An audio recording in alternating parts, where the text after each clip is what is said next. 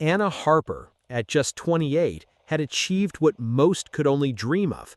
As the CEO of a thriving tech startup in San Francisco, she had a dazzling career, substantial wealth, and the admiration of her peers.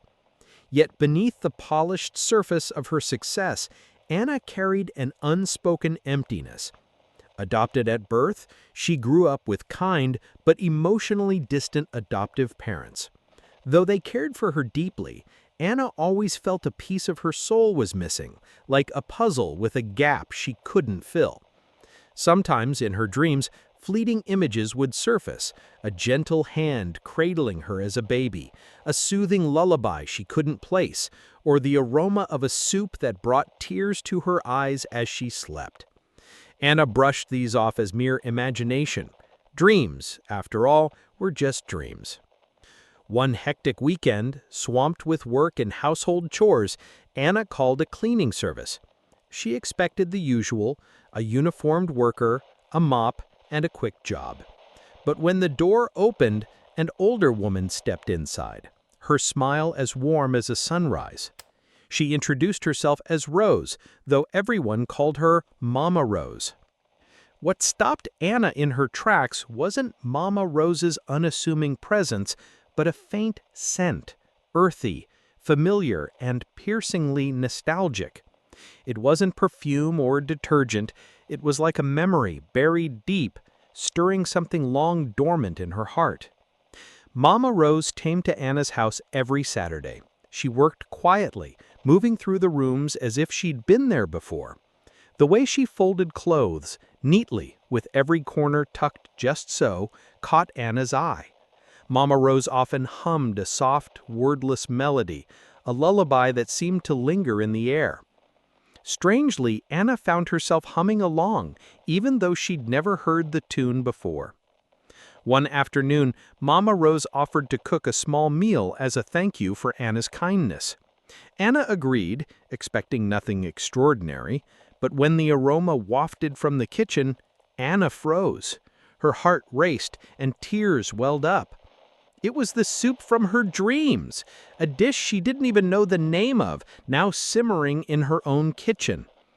Anna ate in silence, her hands trembling as she tried to hide her emotions. Mama Rose, unaware, simply smiled, but inside Anna, a storm was brewing. The scent, the melody, the soup, it was all too real, too familiar to be mere coincidence. The next week, everything changed. While slicing apples in the kitchen, Anna's knife slipped and blood trickled from her palm. She gasped. Mama Rose rushed over, grabbing a clean towel to wrap the wound. But as she held Anna's hand, her eyes locked on a small, faint scar near Anna's thumb, a birthmark Anna had never thought much of. Mama Rose dropped the towel, her eyes brimming with tears. She trembled, speechless, staring at Anna as if seeing a ghost. Then, in a quivering whisper, she said, "28 years ago, I lost my baby. They told me she didn't make it, but I never believed them." Time seemed to stop. Anna felt the room shrink, the air heavy with meaning. The soup, the lullaby, the folded clothes, and now the scar. It was as if pieces of a puzzle were snapping into place, but her rational mind urged caution. Feelings weren't proof. "I need to know for sure," Anna said, her voice barely audible. "If this is true, I need evidence." The next morning, they went to a clinic for a DNA test. The drive was quiet, but the air between them felt different, heavier, yet warmer, as if two long-separated pieces were inching closer together. The days waiting for the DNA results were agonizing. Anna couldn't focus on work. Her mind replayed every moment with Mama Rose. The way she wiped the counters, the way she fluffed the couch pillows like she was tucking in a child. Suddenly, it all carried weight.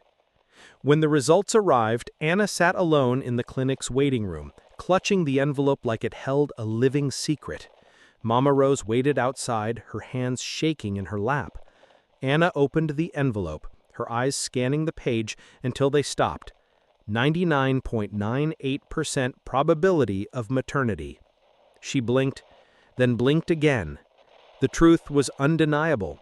Mama Rose wasn't just the cleaning lady, she was her mother. Anna stepped outside and met Mama Rose's gaze, a mix of hope and fear in the older woman's eyes. Without a word, Anna kneeled, rested her head in Mama Rose's lap, and let the tears come. Mama Rose wrapped her arms around her like a blanket missing for 28 years. In that moment, memories flooded back. The faint echo of a soothing voice singing, the comfort of being held, the warmth of that soup settling into her bones. They weren't dreams. They were fragments of a stolen past, buried but never truly gone. The truth brought joy, but it also raised painful questions. Why was Anna's life built on a lie?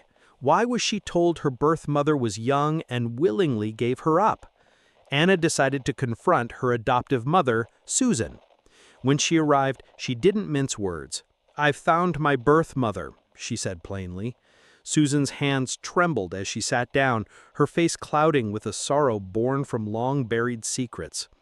"We didn't know the whole truth," she whispered. "The agency told us you were abandoned at the hospital, that your mother didn't want you. We were so desperate for a child, we didn't question it." Anna's voice was steady but sharp. "She didn't abandon me. She thought I was dead. She never even got to hold me." Susan broke down, admitting they should have dug deeper. "When we saw you, so tiny in that nursery, we fell in love. Maybe we were wrong not to ask more questions." Anna sat in silence, her heart heavy. She didn't hate her adoptive parents. They'd given her a good life, but she couldn't ignore the other life she'd been torn from. "I don't resent you," she said finally. "You gave me everything, but I can't pretend the life I was taken from doesn't matter." Susan nodded, tears streaming down her face. Then unexpectedly she asked, "Can I meet her, the woman who gave birth to you?" That weekend, Anna arranged a meeting between Mama Rose and Susan. They sat in Anna's living room, separated by years of pain and hidden truths. For a long time, no one spoke. Then Susan reached into her purse and pulled out an old folded photo, Anna as a baby wrapped in a blue blanket in the hospital nursery. "I've kept this all these years," Susan said, her voice breaking. "I always wondered where you came from. I never imagined I'd meet the woman who brought you into this world." Mama Rose looked at the photo, tears falling silently. "I never blamed anyone," she whispered. "I just wanted to know my baby was safe." Susan took Mama Rose's hand. "I'm sorry for not looking deeper. Thank you for loving her when I couldn't." It wasn't a perfect resolution. Wounds still needed time to heal. Stories needed to be told. But there was peace. Anna stood between the two women who had shaped her life, one through blood, the other through sacrifice. She smiled, and for the first time her world felt whole. That evening, Anna made a decision. Mama Rose would move in with her, not as a guest or a cleaner, but as family. Susan would remain a part of her life too. For Anna, love wasn't about choosing one over the other. It was about making room for both. That night, the three women sat around the dinner table. Mama Rose made her signature soup. Susan brought dessert. Anna raised a glass, toasting, "To the past that couldn't break us, and the future we'll build together."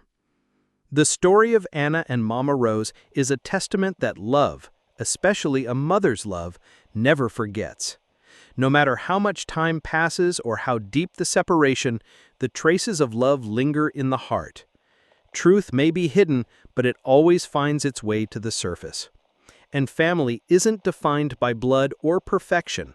It's built on forgiveness, reconciliation, and the courage to reconnect. If this story touched your heart, share it. Because sometimes family isn't about what we lose, it's about what we're brave enough to rediscover.